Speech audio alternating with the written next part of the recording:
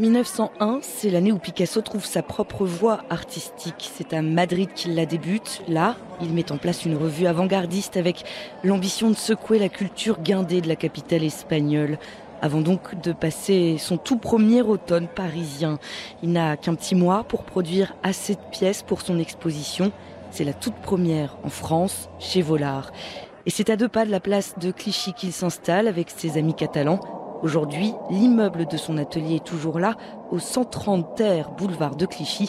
Emilia Filippo, commissaire de l'exposition Picasso au musée d'Orsay à Paris, au micro de France Info. Il va dans cet atelier réaliser un grand nombre de toiles en un temps très limité, des toiles marquées par des couleurs très vives avec des touches divisées et puis des sujets qu'il peut voir tous les jours lors de ses pérégrinations souvent nocturnes avec ses amis catalans, puisqu'on est à 2 pas du Moulin Rouge, de tous ces cabarets qu'il fréquente le soir assidûment.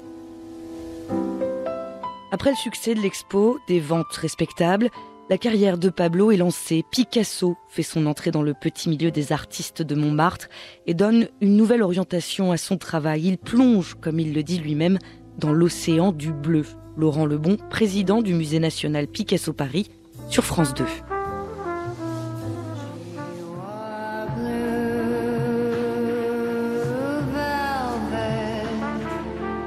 La période bleue, c'est pour dire la réalité de la société qui était autour de Picasso à cette époque-là. C'est tout simplement une société qui nous parle aussi de pauvreté, de misère, et finalement la couleur bleue témoigne merveilleusement de cet univers. Et c'est ainsi que Pablo devient Picasso. Il s'installe officiellement et pour toujours à Paris. Et quand, des années plus tard, en 1966, un journaliste de la télévision française lui demandait lequel de tous ses chefs-d'œuvre il gardait le plus en mémoire, voilà ce qu'il répondait.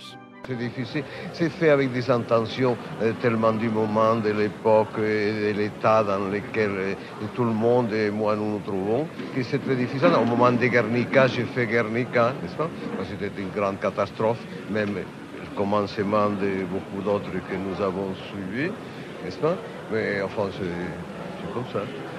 C'est personnel, n'est-ce pas? Au fond, ce sont des mémoires qu'on s'écrit soi-même. 1901-2021, on le dit de nos jours, misogyne, non pas pour excuser l'artiste, mais il n'empêche qu'une autre lecture de ses œuvres montre aussi la déconstruction des codes académiques du nu féminin et masculin, qu'avec Guernica, il a dénoncé la guerre et fait de la colombe un symbole de paix, et que ça, en 2021, ça sonne toujours d'actualité.